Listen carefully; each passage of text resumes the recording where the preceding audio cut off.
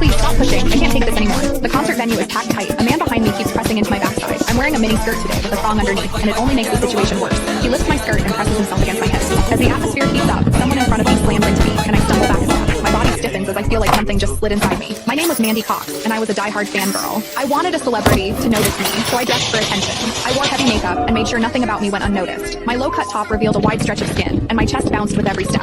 I paired it with a mini skirt that barely covered my thighs and sexy white stockings which hugged my legs. But when I arrived, reality hit.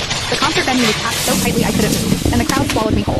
The celebrity was never going to notice me. I craned my neck and shouted, "Darling, take me." I never imagined that line would draw the wrong kind of attention. Instead of the celebrity, it caught a filthy creep. After I shouted it, I became aware of a man behind me, repeatedly bumping into me. At first, I brushed it off. In a crowd that dense, accidental contact was easy to explain, but the feeling wouldn't go away. Something hard kept pressing against my butt from behind. I assumed I'd accidentally backed into his hand where it rested behind me, so I turned and offered a polite apology. "Sorry, I didn't mean to bump into you." He paused, then flashed a leering smile and said, "It's okay, I don't mind." When I turned back toward the stage, I felt him press against me again, more deliberate than before. I kept my attention on the celebrity on stage and shut him out. The man became increasingly brazen, pulling up my skirt and pressing close against my backside. I had only a thong on underneath, which left my butt exposed. I felt his touch directly against my skin and assumed it was his finger. Only then did I realize something was wrong. The pressure was warm and solid in a way a finger could never be. My mind lurched as the truth hit me. In the 20 years of my life, this was the first time a man had ever molested me. Fear surged through me, sharp and overwhelming, and my body reacted with an instinct to flee, but there was no way to move. The concert floor was packed wall to wall, leaving me stuck where I stood. I drew myself tight, bracing as if tension alone could keep the fear out.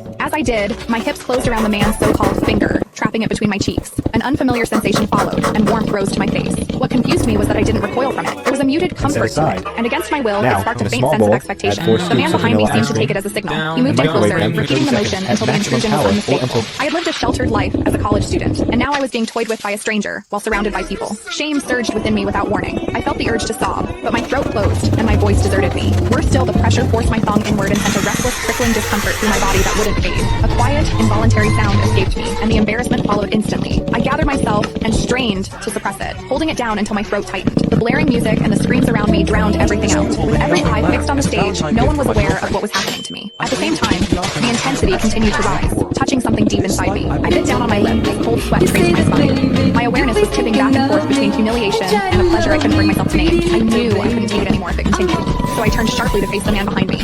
"Please stop pushing. I can't take this anymore."